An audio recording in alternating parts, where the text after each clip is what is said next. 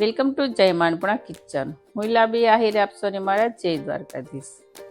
તો આજે હું તમારી સાથે શેર કરીશ બાજરીના લોટ અને મેથીમાંથી બનતી એવી નવી રેસીપી છે. તો રેસીપીમાં આપણે આજે બાજરીના વડા બનાવીશું. આ રેસીપી એટલી હેલ્ધી અને એટલી પૌષ્ટિક છે ને કે શિયાળામાં જો ખાય ને તો ખાવાની ખૂબ મજા પડી જાય અને ખાતા જ રહી જાય. અને એકવાર બનાવશો તે વારંવાર તમે આ રીતે બનાવવાનું પસંદ કરશો, તે મારી ગેરંટી છે. અને જો નાના બાળકો છે ને મેથીની ભાજી, પાલકની ભાજી આવી રીતે ઓછી ખાતા હોય છે, જો આવી રીતે મેથી પાલકમાંથી કંઈક અલગ અલગ આપણે બનાવીને આપીએ ને તો તેના હેલ્થ માટે પણ ખૂબ સારું અને બાળકોને પણ ખાવાની ખૂબ મજા પડી જાય અને તે પણ હોશે હોશે જ ખાશે. અને શિયાળામાં પણ બાજરી ખાવી જરૂરી છે. એટલે આપણે જો આવી રીતે બાજરીમાંથી પણ આપણે કંઈક અલગ અલગ વસ્તુ બનાવીએ ને એટલે ઘરના બધા ખાવાનું ખૂબ પસંદ કરે. તો વિડીયો શરૂ કરતા પહેલા મારી તમને નિવેદન છે કે હજી સુધી તમે મારી ચેનલને સબસ્ક્રાઇબ ન કરી તો પ્લીઝ જય માનપણા કિચનને સબસ્ક્રાઇબ કરી દેજો, વિડીયોને એક લાઈક જરૂર કરજો અને બાજુમાં રહેલી ઘંટડીને દબાવી દેજો જેથી મારી નવી રેસીપીઓના વિડીયો આપ સુધી પહેલા પહોંચે. તો આપણે મેથીને છે ને થોડા આ રીતે આખા પાખા પાન રહે ને એ રીતે કટ કરીશ, પૂરી સોપર નહીં કરવાની. તો અત્યારે તો આપણે મેથીને થોડું પાણી એડ કરી અને વોશ કરી લઈશું. આપણે મેથીને 2 પાણીથી વોશ કરી લઈશું સરસ રીતે. તો મેથી વોશ કરી દીધા બાદ અહીંયા મેં પૌવા લીધા છે. પૌવા તમે લાયલોન અથવા તે કોઈ પણ લઈ શકો છો, તમને જે પસંદ હોય તે. પૌવા છે ને મેં 1 કપ લીધા છે. પૌવાને પણ આપણે 2 પાણીથી વોશ કરી લઈશું.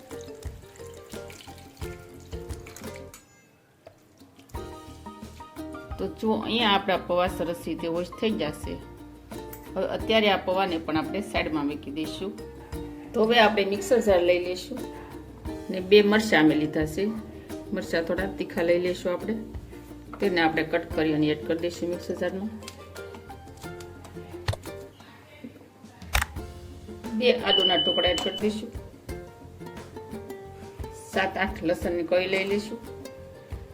1 ચમચી વરિયાળી,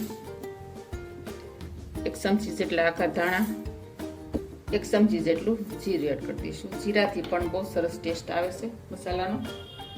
હવે આપણે તેને સરસ રીતે ગ્રાઇન્ડ કરી લઈશું. તો જુઓ અહીંયા આપણો મસાલો ક્રશ થઈ ગયો છે. હવે મસાલાને પણ આપણે સાઈડમાં મૂકી દેવાનું છે. અત્યારે અહીંયા મેં 5 આ રીતના નાના નાના કાંદા લઈ લીધા છે.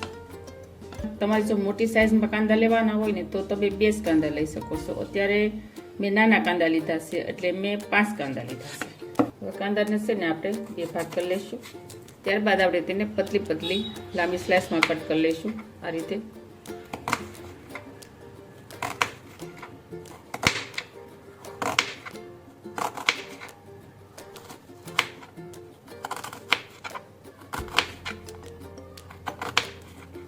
જો આપણે આ રીતે કટ કરીએ ને આ રીતની પછી આપણે તેની સ્લાઇસ છે ને અલગ અલગ કરી નાખવાની.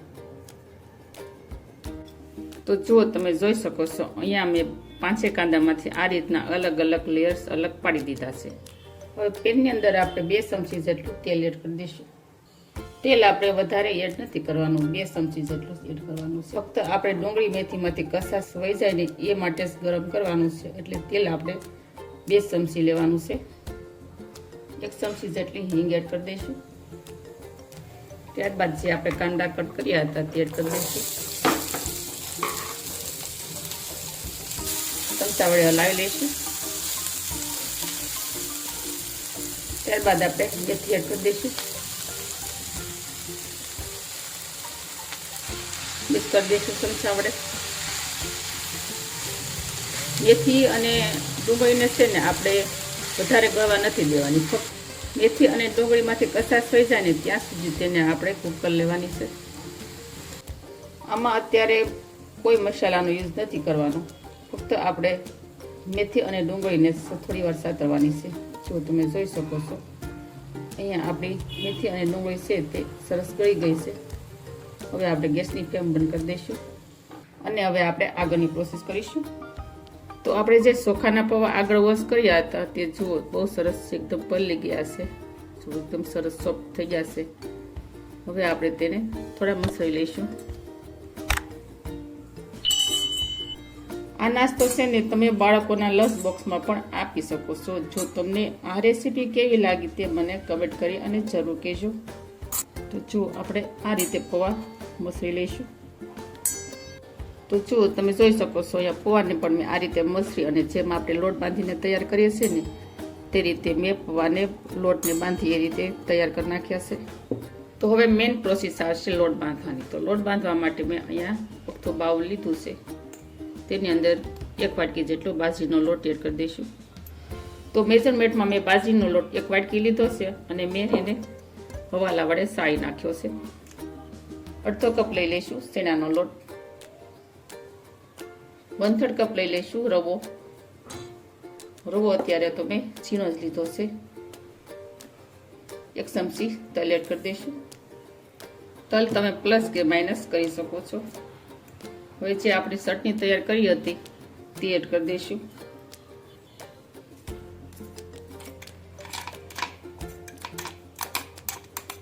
આ ચટણી છે ને વડાનો ટેસ્ટ બમણો કરી દેશે. વડામાં છે ને આ ચટણીથી ટેસ્ટ બરાબર આવે અને સરસ લાગે. ત્યારબાદ આપણે જે પૌવા અને મસળીને તૈયાર કરી નાખ્યા હતા લોટ જેવું તે એડ કરી દઈશું. અને હવે આવશે મેથી અને ડુંગળી જે આપણે સાતરી હતી તે એડ કરી દઈશું. આપણે મેથી અને ડુંગળીમાં તેલ એડ કર્યું છે એટલે આપણે લોટ બાંધવામાં બહુ ઝાઝું તેલ એડ નહીં કરવાનું. મેથી અને ડુંગળીમાં તેલ છે એટલે આપણે તે પ્રમાણે જોઈને એડ કરવાનું. તો રોટી મસાલામાં મેં અત્યારે પહેલાં મીઠું લીધું છે. મીઠું સ્વાદ અનુસાર લઈ શકો છો. એટલા વડા બનાવવામાં મેં 1.5 ચમચી મીઠું એડ કર્યું છે. 1/2 ચમચી જેટલું હળદર એડ કરી દઈશું. 1 ચમચી ધાણા જીરું પાવડર એડ કરી દઈશું. 1 ચમચી લાલ મરચું રેગ્યુલર મરચું એડ કરી દઈશું. આપણે ચટણીમાં પણ લીલા મરચાંનો યુઝ કર્યો હતો એટલે આપણે તે પ્રમાણે જોઈને મરચું એડ કરવાનું, વધારે તીખું ન થઈ જાય. ત્યારબાદ લઈ લઈશું 1 ચમચી ચાટ મસાલો. તો અહીંયા અમે 1 લીંબુનો રસ કાઢી નાખ્યો છે તેને એડ કરી દઈશું. લીંબુના રસની જગ્યાએ તમે આમચૂર પાવડર પણ એડ કરી શકો છો. તો અહીંયા મેં 3 ટીસ્પૂન લઈ લીધું છે તેલ, કારણ કે આપણે તેલ ડુંગળી અને મેથી પણ સાતળવામાં લીધું હતું એટલે તે પ્રમાણે આપણે તેલ એડ કરવાનું. હવે આપણે બધી સામગ્રીને મસળી લઈશું. પહેલાં લોટ અને બધા મસાલાને સરખી રીતે મસળી લેવાના. ત્યારબાદ જે પ્રમાણે પાણીની જરૂર પડે ને એ પ્રમાણે પાણી એડ કરવાનું. પહેલાં આપણે થોડું પાણી એડ કરવાનું, જેમ જરૂર પડે ને એ પ્રમાણે જ પાણી એડ કરવાનું. અને વડા છે ને ખાવામાં એકદમ સોફ્ટ નહીં લાગે. લોટ છે ને આપણે કડક રહે ને એ રીતે બાંધવાનો છે, ઢીલો પણ નથી રાખવાનો. તે ખાસ ધ્યાન રાખવાનું. તો આ રીતે આપણે લોટ બાંધી દઈશું. જો અહીંયા આપણે આ રીતનો લોટ બાંધીને તૈયાર કરી દીધો છે. 1 ચમચી હાથમાં તેલ લઈ અને બાંધેલા લોટની ઉપર લગાડી દેવાનું. જો આ રીતે. હવે આ લોટને આપણે વધારે રેસ્ટ નથી આપવાનો, ફક્ત 5 થી 7 મિનિટ સુધી તેને રેસ્ટ આપી દેવાનો. તો 7 મિનિટ બાદ આપણે જોઈ લઈશું સરસ કોણ પણ આવી ગયો છે. હવે આપણે આ લોટમાંથી થોડો લુવો લઈ લઈશું. આ વડાને છે ને આપણે થોડો ટીકીનો શેપ આપવાનો છે. રગડા પેટીસમાં જેવી ટીકી હોય ને બટેકાની, એટલે આપણે ગોળ રાઉન્ડ જેવું કરી નાખશું. થોડો અથવેથી પ્રેસ આપી દઈશું. જો આ રીતની આપણે ટીકી તૈયાર કરવાની છે. બહુ જાડી ટીકી નથી રાખવાની, વધારે પડતી પતલી પણ ન થઈ જવી જોઈએ. જો આ રીતની સાઈઝ રહે ને એ રીતની આપણે ટીકી બનાવવાની છે. અને એવું લાગે આપણને કે હાથમાં હથેળીમાં થોડો લોટ છોટે છે તો આપણે સેજ હથેળીમાં તેલ લગાડી દેવાનું. અને માપમાં જુઓ ને તો મેં 1 આંગળીની સાઈઝનું છે માપ, એટલી પતલી રાખી છે. તો જુઓ છે ને સરસ મજાની. આ રીતે આપણે ટીકી વાળી લઈશું. હું તમને બીજી ટીકીને પણ વાળતા બતાવીશ. તો ફ્રેન્ડ, વિડીયો પસંદ આવ્યો હોય તો લાઈક શરૂ કરી દેજો. આ રીતે આપણે બધી ટીકી વાળી લઈશું. આપણે લોટમાંથી આ રીતે વડા બનાવી નાખ્યા છે ટીકીના શેપમાં. હવે આ વડાને આપણે ફ્રાય કરવાના છે, ઓછા તેલમાં ફ્રાય કરવાના છે. તો વડા ફ્રાય કરવા માટે અહીંયા મેં પહેલેથી જ તેલ ગરમ થવા માટે રાખેલું હતું. તેલ વધારે નથી લેવાનું. જુઓ તમે જોઈ શકો છો, જે પેનનું તળિયું ઢકાય ને એટલું જ મેં તેલ લીધું છે, વધારે તેલ નથી લેવાનું. હવે આપણે 1 વડા મૂકી દઈશું. વડાને છે ને આપણે છૂટા છૂટા રાખવાના એટલે સરખી રીતે ફ્રાય થઈ જાય. આ રીતે આપણે છૂટા છૂટા વડા રાખવાના છે. વડાને ફ્રાય કરતી વખતે આપણે છે ને ગેસની ફ્લેમ મીડિયમ રાખવાની છે. વધારે સ્લો પણ નથી રાખવાની અને હાઈ નથી રાખવાની. જો વધારે ગેસની ફ્લેમ હાઈ હશે ને તો વડું છે ને તે અંદરથી કાચું રહેશે અને ઉપરથી લાલ થઈ જશે. એટલે જો ગેસની ફ્લેમ મીડિયમ હશે ને તો જ આપણા પરફેક્ટ વડા ફ્રાય થશે. વડાને આપણે ચેક કરી લઈશું. નીચેથી ગોલ્ડન બ્રાઉન રંગના થાય ને ત્યારબાદ તેને પલટાવી લેવાના. જો તમે જોઈ શકો છો ગોલ્ડન બ્રાઉન રંગના થવા મળ્યા છે. હવે આપણે તેને આ રીતે પલટાવી લઈશું. કારણ કે ગોલ્ડન બ્રાઉન રંગના વડા હશે ને તો જ એકદમ ખાવામાં ક્રિસ્પી લાગશે. આપણે નીચેની સાઈડને પણ આ રીતે ફ્રાય કરી લઈશું. હવે આપણે પાછળની સાઈડ ચેક કરી લઈશું. જો વડા છે ને તે સરસ ફ્રાય થઈ ગયા છે. હવે આપણે એક એક વડાને બહાર કાઢી લઈશું. આ રીતે ગમે તે ગણામાં બહાર કાઢશું જેથી એક્સ્ટ્રા તેલ હોય ને તે વડામાં ન રહે.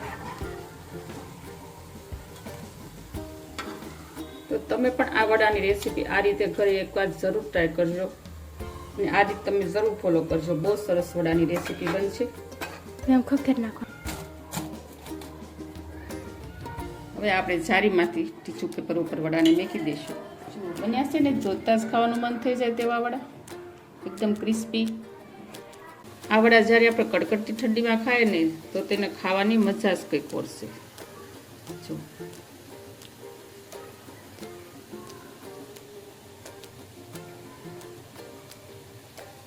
આ વડા તમે દહીં, ગ્રીન ચટણી, ટમેટા કેસપ ગમે તેની સાથે ખાઈ શકો. ચા સાથે ગમે તેની સાથે આ વડા બહુ ટેસ્ટી લાગે છે.